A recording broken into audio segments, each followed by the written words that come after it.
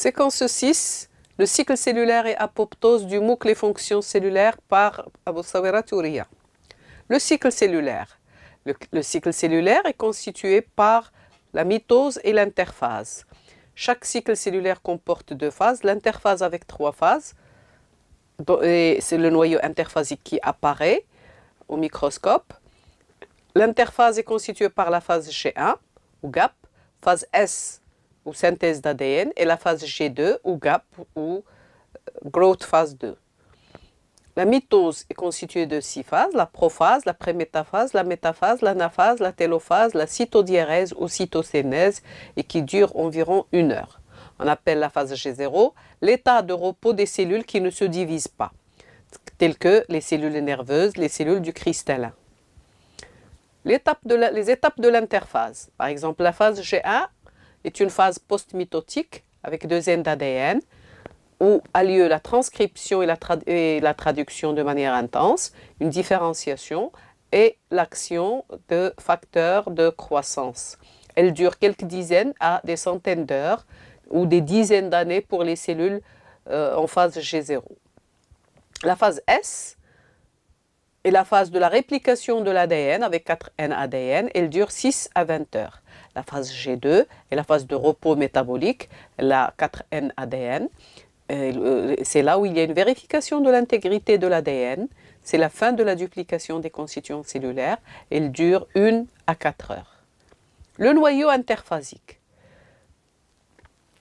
C'est un compartiment hétérogène constitué d'enveloppes nucléaires qui est double avec un espace périnucléaire, des pores et la lamina.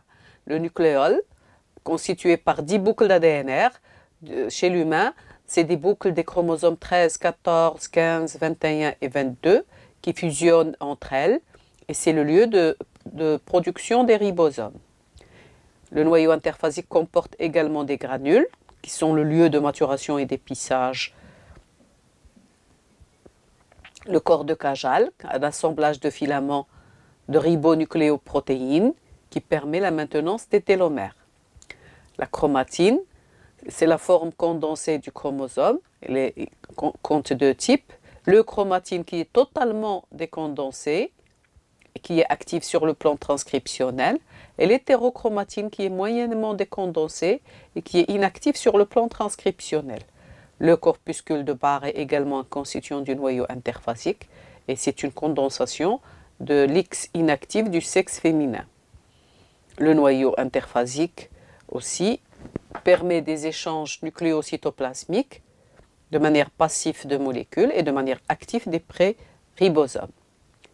Ici, on vous présente donc des photos de noyaux interphasiques. En haut à gauche, donc vous avez le noyau interphasique avec le nucléole, l'enveloppe double, la lamina, hétérochromatine en clair et en dense, vous avez l'hétérochromatine en dense et le chromatine en clair. Sur le haut à droite, vous avez le corps de Cajal, qui est le lieu de maturation et d'épissage. En bas, vous avez le noyau en A, un noyau XY sans corpuscule de Barr. En B, vous avez en blanc le corpuscule de Barr, un seul corpuscule de Barr, donc c'est un noyau XX.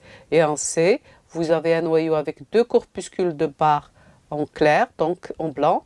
Donc c'est un noyau XX avec 2 corpuscules de Barr. L'enveloppe nucléaire. Elle est constituée de 2 membranes autour du noyau. La membrane externe est en continuité avec le réticulum endoplasmique et la membrane interne qui s'appuie sur la lamina nucléaire. C'est un réseau de filaments intermédiaires et constitué de lamines A, B et C. Les LAPS ou Lamina Associated Protein associent la lamina à la membrane interne. Sur la droite, vous avez des schémas de la lamina, le réseau de filaments en rouge, avec les LAPS en vert qui associent ces protéines. Et en bas, donc, vous avez les LAPS, les petits traits en foncé, qui associent la lamina à l'enveloppe nucléaire interne.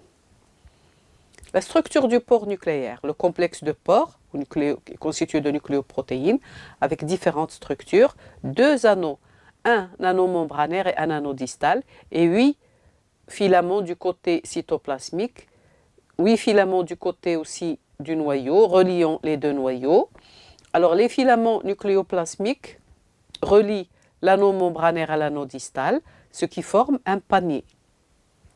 Les filaments sont des nucléoprotéines qui fixent les molécules, qui sont des protéines et ARN, appelées à franchir l'enveloppe nucléaire. Le pore permet le passage de particules de taille inférieure à 39 nanomètres à peu près. Sur la droite, vous avez donc la forme de panier du complexe du pore. En haut, en jaune et vert, l'anneau membranaire et en bas, donc l'anneau distal. Et les filaments nucléocytoplasmiques des deux côtés, donc en vert en haut et en orange en bas. Ici, donc, vous avez le schéma qui montre l'insertion du complexe du pore au niveau d'un pore nucléaire avec des filaments qui sortent à l'extérieur et les nucléofilaments orange qui sont à l'intérieur.